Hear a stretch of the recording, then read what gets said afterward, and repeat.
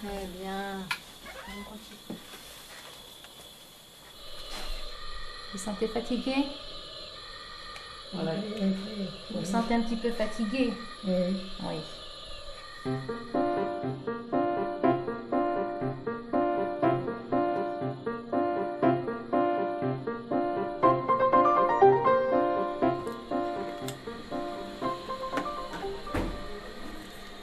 Faire mal pour un soignant, je pense que c'est extrêmement difficile. C'est parfaitement antinomique avec exercer la profession d'infirmier, d'infirmière et faire mal. Quand on choisit ce métier, c'est pour faire du bien, c'est pour accompagner, c'est pour aider. En tout cas, c'est pas pour faire mal, hein, de base. Et puis, de toute façon, les usagers attendent de nous aussi qu'on soit disponible, efficace, qu'on soulage. Je fais l'orange, je ne sais pourquoi. Je ne suis la mange, ni souris ni rat. C'est un chat étrange. Bravo! Et pourquoi il est étrange, le chat? À votre avis, qu'est-ce qui a marché là? Pourquoi ça a marché là? Parce qu'il a été préparé bien avant. C'est-à-dire? C'est bien suivi, là, c'est mieux suivi parce que la dame l'a mis en confiance, lui a expliqué ce qui se passerait. Et je pense que ça fait beaucoup, ça. Ça fait beaucoup. Il faut bien leur expliquer aux enfants, quoi. Aujourd'hui, c'est génial. Ouais. Je suis contente, là, aujourd'hui. Et comment ça s'est... Quand il avait peur, racontez-nous un peu comment ça se passait. Bah, il sait pas très faire, quoi. Il sait pas faire du tout. Ouais. La dame, elle avait beaucoup de mal à faire les pansements. Des fois, on était à 3-4 à le tenir. Ouais. C'était pas évident, quoi. Et après, il en parlait à la maison, qu'est-ce qu'il disait sur les... Il voulait pas retourner à l'hôpital. Ouais. Il voulait pas. Il disait qu'il préférait rester sur son fauteuil roulant plutôt que d'aller là-bas. D'accord. Il s'en foutait s'il marchait pas après. Le Méopa est un antalgique, on va dire, de puissance moyenne. C'est un très bon médicament pour détendre l'atmosphère, dans la mesure où, notamment, aussi bien chez l'adulte que chez l'enfant, le côté un peu euphorisant du produit permet d'enlever le stress, d'une certaine façon, également peut-être d'entraîner une petite modification de la perception de l'environnement, en même temps qu'effectivement ça a un effet antalgique réel.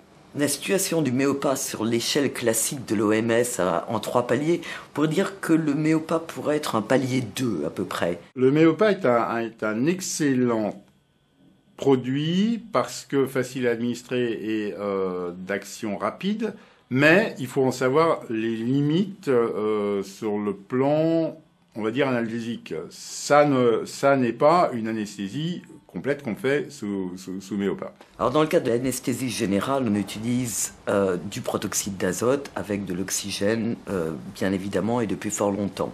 Par contre, le mélange équimoléculaire d'oxygène et de protoxyde d'azote est, lui, un mélange analgésique qui est principalement destiné à l'utilisation hors bloc opératoire. Les bénéfices au quotidien donc, de l'utilisation du Méopa dans le cadre du SMUR, je dirais que c'est une rapidité et une facilité de mise en œuvre. Ça permet vraiment très rapidement de pouvoir débuter une analgésie chez un patient traumatisé par exemple ou chez un brûlé, avant même par exemple la pose d'une perfusion. Donc c'est vraiment un avantage énorme.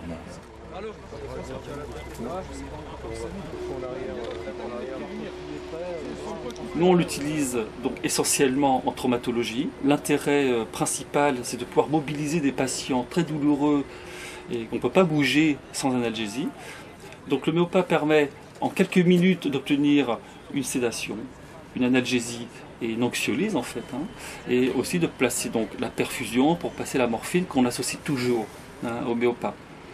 Ensuite, ça permet de mettre en place les mécanismes de contention. On a des attelles spécifiques pour essayer de replacer, de réaligner essentiellement les os fracturés, etc. Et de le placer dans le matelas coquille, puis le mettre dans notre unité mobile hospitalière. Le mécanisme d'action du protoxyde d'azote, il est entrevu. On n'a pas que des certitudes, on sait quand même évidemment les effets cliniques, les effets euphorisants, les effets anxiolytiques, les effets antalgiques, mais au niveau antalgique, il y a probablement des libérations d'endomorphines, donc les substances endogènes que notre corps sécrète et qui ont une action antalgique. Il y a une action qui s'appelle anti-NMDA, c'est une action sur des récepteurs spécifiques de la douleur, et ça maintenant c'était bien documenté, notamment chez l'animal. Donc voilà. Et puis des actions anxiolytiques, donc là aussi sur les structures cérébrales, il y a des études maintenant avec une imagerie un peu sophistiquée qui montrent vraiment une action spécifique du protoxyde d'azote sur ces régions cérébrales. Donc voilà ce qu'on sait à l'heure actuellement, mais on ne sait pas tous les mécanismes intimes d'action du protoxyde d'azote. Il faut apprendre à l'utiliser, on voit que c'est vraiment très simple. Puisqu'il suffit de s'en servir finalement comme on se sert de l'oxygène, mais de façon ciblée. Il faut vraiment adapter l'usage du médicament à certaines indications. Je dirais que même une personne peu initiée, en fait, a tout sous la main sur les filtres et sur les masques. Il y a des détrompeurs, donc on ne peut pas brancher le système à l'envers. Donc assez facilement, une personne relativement peu initiée va pouvoir utiliser le Méopa. Pour utiliser le Méopa, vous avez tout d'abord besoin d'un kit d'administration du Méopa. En voici un. Comme vous pouvez le constater, il est muni d'un ballon autoremplisseur, d'une tubulure que vous allez raccorder à une bouteille de Méopa, d'une valve anti-retour qui permettra l'administration de Méopa au patient et l'évacuation des gaz expirés, afin d'éviter toute réinhalation. Vous avez ensuite besoin d'un filtre antibactérien à usage unique qui vous permettra de protéger votre kit d'administration afin que celui-ci soit réutilisé. Enfin, l'interface patient-kit d'administration est matérialisée par ces masques de différentes tailles, de la taille 6 pour le plus grand à la taille 1, il en existe également de plus petits. Maintenant que vous disposez de votre kit d'administration de Méopa, vous avez besoin d'une bouteille de Méopa. La voici, ceci est une bouteille d'1 mètre cube, elle est munie d'un robinet que vous passerez de la position 0 à la position 1 pour l'allumer. Vous disposez également d'un manot détendeur vous indiquant la pression qu'il vous reste dans votre bouteille. Avant toute administration, cette bouteille doit bien entendu être fixée pour des raisons de sécurité. Pour l'administration, connectez le tuyau à la bouteille. Connectez ensuite le filtre antibactérien au dispositif, puis choisissez le masque le plus adapté à la morphologie de votre patient. Enfin, réglez le débit sur le manot détendeur, laissez le ballon auto-remplisseur se remplir et enfin, administrez. Pour les enfants, par exemple, qui sont phobiques du masque, on peut utiliser un embout buccal. Mais ça peut être aussi pour les enfants qui peuvent avoir un trauma, pour une suture sur le visage, par exemple, pour qu'on libère le visage. Et donc, ils peuvent respirer à travers ce système. Vous pouvez également administrer le Méopa à l'aide d'un masque à haute concentration. Il existe un modèle adulte, un modèle pédiatrique. Vous n'avez qu'à raccorder le tuyau sur votre bouteille de Méopa. Vous ouvrez votre débit-litre.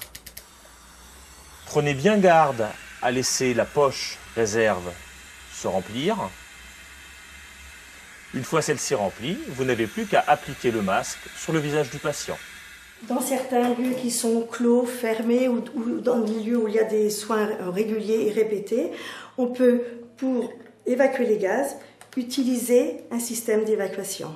En fait, on a prévu de raccorder la portion expirée donc de la valve au hublot, en fait, tout simplement, ce qui permet de faire sortir les gaz dehors. Je vais faire une anesthésie locale, donc vous injectez dans la plaie un anesthésiant local qui pourrait peut-être éventuellement être douloureux, mais pour éviter ce méfait, on va vous faire respirer un gaz qui s'appelle le protoxyde d'azote, qui va vous relaxer, d'accord, et vous faire diminuer la sensation de douleur de manière très importante, de manière à ce que vous puissiez être plus coopérant quant au geste chirurgical que je vais faire. Il ne faut pas de consultation d'anesthésie avant l'administration de Méopa et il n'est pas nécessaire non plus de respecter un jeûne comme pour une chirurgie habituelle. Par contre, il est sûr que le Méopa est administré soit par des médecins, soit par du personnel paramédical, sur prescription médicale pour un acte soit diagnostique, soit thérapeutique. Les personnels susceptibles d'utiliser le Méopa sont d'abord toutes les personnes qui ont été formées à son utilisation. Alors ça comprend bien évidemment les professions médicales, les médecins, les sages-femmes, les dentistes, mais aussi les professions paramédicales, et parmi celles-ci, on peut citer les infirmières, les kinésithérapeutes, les manipulateurs radio, les puéricultrices. Ce qui est important là-dedans, c'est que tous ces gens aient été formés à l'utilisation du matériel et aussi à la surveillance du patient et à la reconnaissance des effets indésirables. La présence d'un médecin n'est pas nécessaire pour une administration, on va dire, standard de Méopa. Par exemple, pour mettre en place une voie veineuse, réaliser les prélèvements sanguins, l'infirmière est parfaitement autorisée à administrer du Méopa, toute seule, sans la présence d'un médecin. Par contre, pour tous les patients qui sont sous morphinique, par exemple, sédatifs ou des patients fragiles, on recommande souvent que la première administration soit réalisée en présence d'un médecin, de façon à vérifier que la tolérance de l'administration est correcte. Faut-il oxygéner les patients avant ou après l'utilisation du Méopa? Non, car on sait que le mélange contient 50% d'oxygène. C'est un mélange hyperoxique, donc il n'y a même pas besoin d'utiliser un oxymètre. Par contre, un patient fragile, un patient qui est polymédicamenté, là évidemment, on mettra un oxymètre pour vérifier que tout se passe bien. L'auto-administration, c'est le meilleur moyen d'éviter tout surdosage, puisqu'à partir du moment où le patient tient lui-même son masque, quand il s'endort, il le lâche. Vous allez le tenir, hein, voilà, comme ceci, vous respirez calmement. Voilà. Alors avant de prescrire une administration de Méopa, il faut s'assurer qu'il n'y ait pas de contre-indication à son utilisation. Alors parmi les contre-indications, on peut citer un traumatisme crânien non évalué, une altération de la conscience, là encore non évaluée, un certain nombre de situations où il peut y avoir accumulation d'air dans les cavités closes à l'intérieur de l'organisme. On peut citer par exemple les accidents de plongée, on peut citer le pneumothorax, on peut citer aussi les occlusions graves par exemple. Ça va ? On entend souvent dire qu'il ne faut pas utiliser le Méopa chez les asthmatiques, les drépanocytaires, etc. En fait, en pratique, il n'y a pas de pathologie spécifique pour lequel le Méopa ne doit pas être utilisé. En tous les cas, l'asthme n'est pas une contre-indication. Le drépanocytaire peut largement bénéficier de l'utilisation de Méopa. C'est souvent utile aussi chez les patients infirmes moteurs cérébraux. Et les antécédents de convulsions ne sont pas non plus une contre-indication à l'utilisation du Méopa.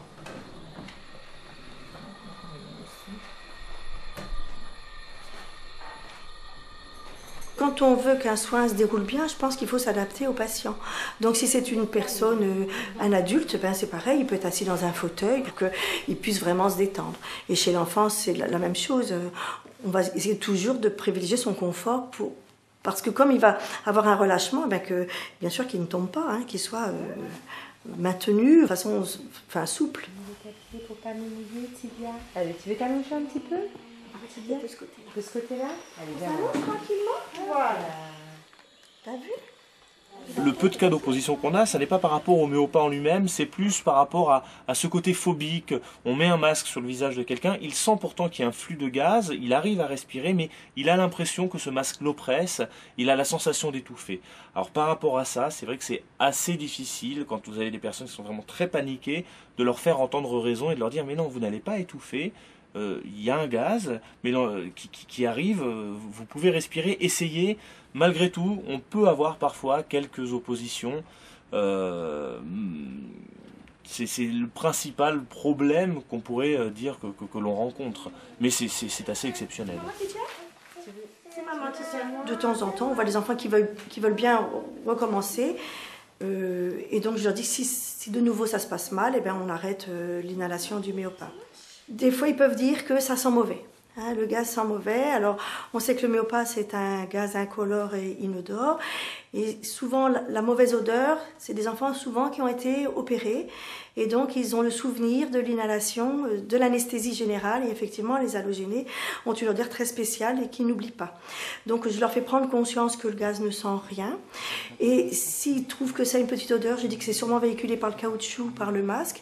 Mais je peux aussi, moi j'ai souvent soit des crayons parfumés, soit des lingettes odorantes, où je peux badigeonner le masque pour leur montrer que ça sent rien. Et puis, dans la suggestion de leur dire, de respirer, de me dire à quoi, enfin, leur fait penser le crayon ou l'odeur que j'ai fait respirer. Et puis, je pars sur là-dessus.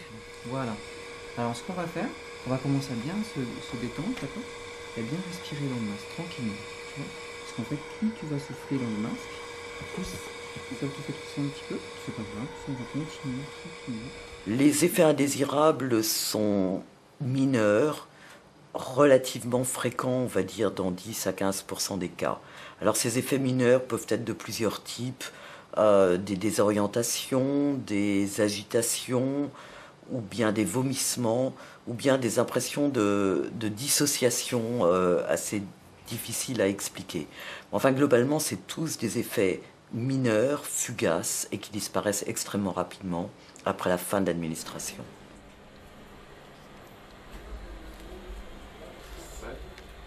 Ça va? Allez-y. Nous avons fini, monsieur. Ne bougez pas, je vais vous faire le pansement. Voilà, on va enlever le... Voilà. Ça va? Ça fait bizarre. Ça fait bizarre. Vous avez eu de mal pendant la procédure? Rien du tout. D'accord. Alors, avant d'administrer du Méopa à un patient, il y a un minimum d'informations à lui fournir, ne serait-ce que sur les modalités d'administration de ce produit. Ça peut être surprenant puisque c'est quand même un médicament qui va être administré par l'intermédiaire d'un masque.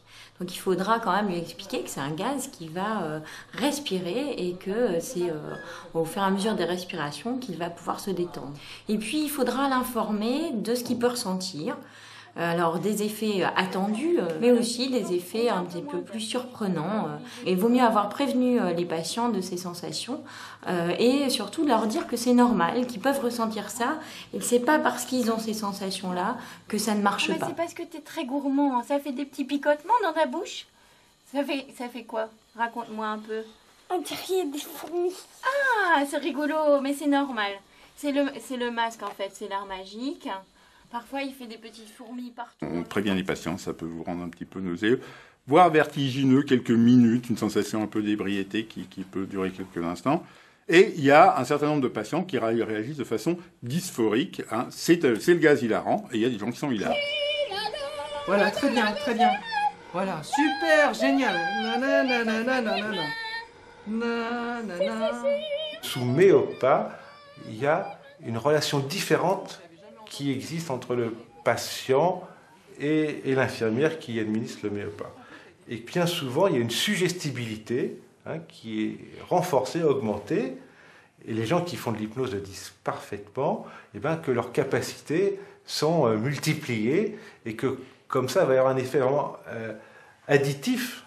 On va renforcer l'action antalgique du Méopa par ce côté relationnel, et on le voit tous les jours maintenant, quand on voit les soignants qui utilisent ces techniques d'hypnose ou relationnelle, de distraction, on va capter la sensorialité des enfants et on va pouvoir faire des gestes beaucoup plus douloureux que ce qu'on pouvait faire sous Méopa seul. Cette place-là, c'est pour Alex.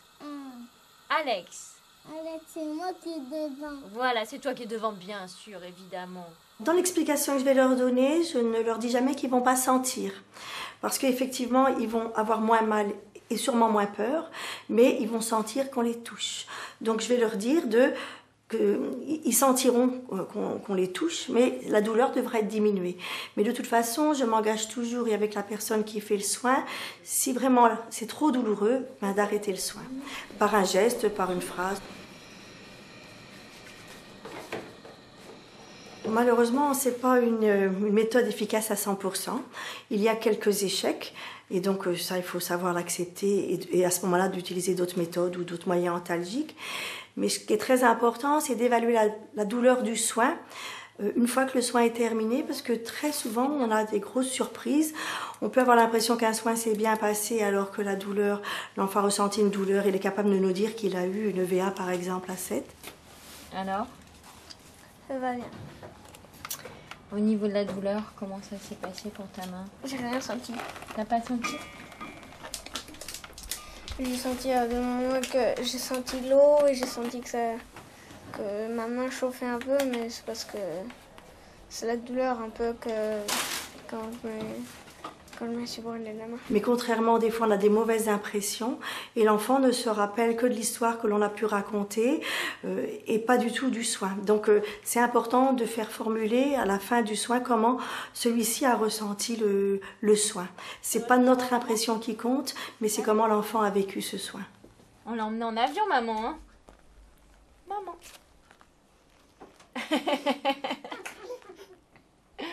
Bravo. Qu'est-ce qui s'est passé? Ça fait bizarre quand on respire dans le tuyau. Mais c'est bizarre agréable ou bizarre désagréable? Désagréable, on va dire, parce que on n'a pas la même respiration. Ouais. Du tout. Et quand on a le truc qui respire, on voit des étoiles partout. Ouais. Chaque fois. Et alors vous diriez si quelqu'un devait avoir la même chose que vous, des points de suture ou des trucs douloureux, vous lui diriez non, c'est pas la peine de prendre le gaz ou vous Ah si, qu'il faut prendre le gaz, ça détend directement. Ah oui, quand ça même. détend. Ah ouais, ça détend. L'homéopathie, il y a des inconvénients, il y a des bénéfices. Les inconvénients, finalement, c'est que c'est pas à 100% prédictible et qu'il y aura 10, 20, 30% d'échecs. Alors les échecs, ça va dépendre des antécédents du patient, s'il y a eu des actes douloureux, si ça s'est mal passé, et c'est pour ça qu'il faut l'utiliser précocement, parce que si on va l'utiliser au bout de 3-4 tentatives, et ben là on met pas toutes les chances de son côté, ça c'est évident.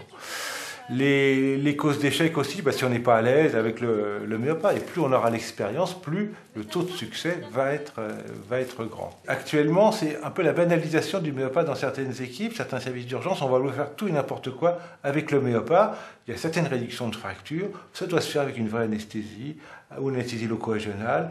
Et il y a certaines réductions qui se font sous homéopathe seul, et c'est vraiment insuffisant. Alors, les bénéfices, c'est évident, c'est une méthode simple, qui a une très grande marge de sécurité. Un personnel paramédical bien formé peut parfaitement administrer cette méthode avec toutes les conditions de sécurité et d'efficacité. Vous vous sentez là un peu bizarre? Ouais. Mais encore une fois, il faut être très vigilant dans la préparation des patients, bien leur expliquer. L'aspect relationnel est essentiel parce qu'on va augmenter les capacités de succès pour le bénéfice donc, des patients et des équipes.